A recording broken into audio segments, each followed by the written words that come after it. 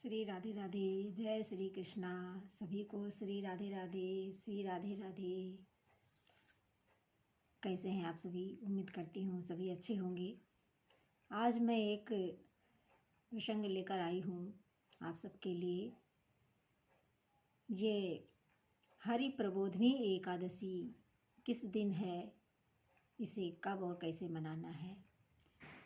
तो बहुत लोगों के मन में यह प्रश्न है, ये शंका है कि हरि प्रबोधिनी का व्रत किस दिन किया जाए, शनिवार को या रविवार को।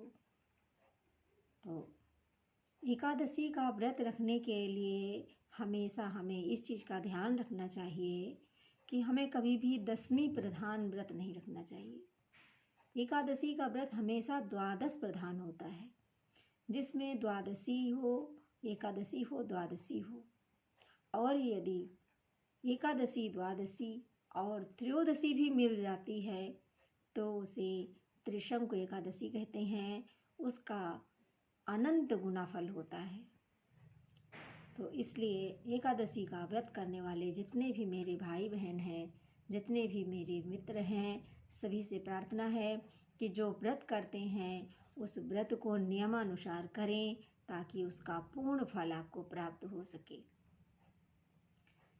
एकादशी का व्रत करते समय हमेशा ये ध्यान रखें कि जिस दिन एकादशी थोड़ी सी लगी होती है, लेकिन अगले दिन पूरा दिन द्वादशी होती है, तो हमें वही व्रत रखना चाहिए। जो सूर्योदय के समय जो व्रत लगा होता है, जो सूर्योदय के बाद लगता है, उसे महत्व नहीं दिया जाता है। जो उदया तिथि में होता है, उदया तिथि मतलब कि सूर्योदय के समय जो व्रत लगा होता है, हमें वही मान्य करना चाहिए, चाहे वो थोड़ा सा ही क्यों ना लगा हो। जो सूर्योदय के समय नहीं लगा होता है उसका महत्व नहीं दिया जाता है। उदया तिथि जिसको कहते हैं, उदया तिथि में जो व्रत होता है उसी को मान्यता दी जाती है। तो मेरे भाइयों बहनों, मेरे मित्रों, आप सभी को ये बात मालूम होनी चाहिए। आप सभी को हम बता दें कि हमेशा द्वादश प्रधान एकादशी का व्रत करें।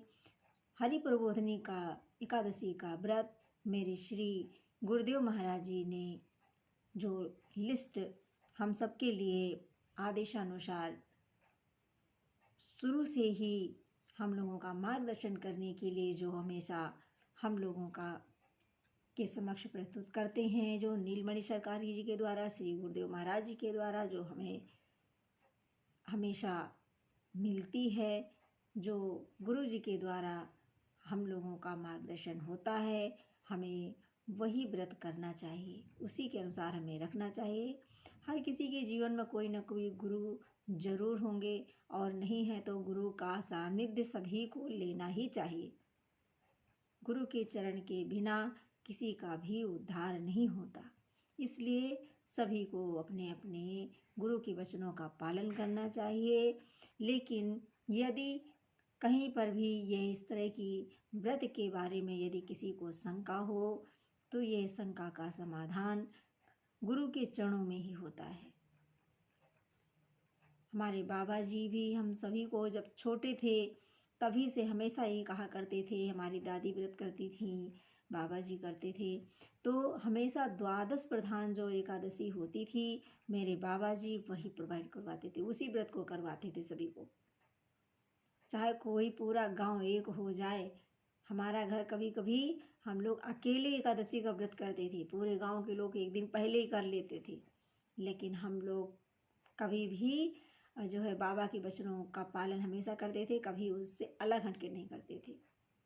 क्योंकि मेरे बाबा जी संत थे, बहुत ज़्यादा विद्वान थे, पूरा पंचांग का नॉलेज था, सभी चीज़ों को, सभी व्रत त्योहार पर्व जो कुछ भी हमारे घर में होता था सब पूरे गांव के लोग मेरे बाबा जी से ही पूछने आते थे।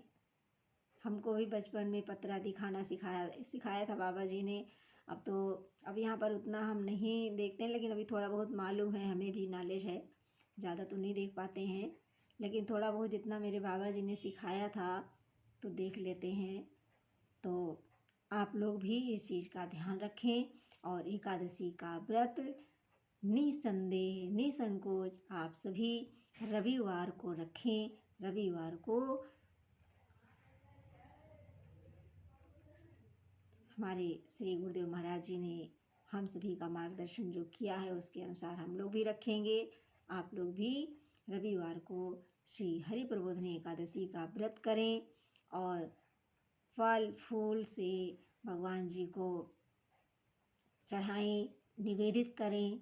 इस दिन श्री हरि विष्णु जी को जगाया जाता है और वो समस्त संसार को जाग करके सभी को अपना आशीर्वाद देते हैं और इस संसार को संभालते हैं।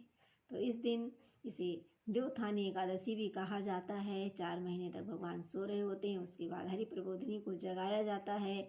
तो इस उपलक्ष्य में सभी लोग नए चीज़ों का प्रसाद बनाते हैं। गन्ना, गुड़, शकरकंदी, स्वीट पोटैटो का भी इस दिन भोग लगता है और सभी लोग अच्छी तरह से एकादशी का व्रत करें। सभी को एकादशी की बहुत बहुत शुभकामनाएं, खूब खूब बधाई हो। जय श्री कृष्णा, जय श्री कृष्णा।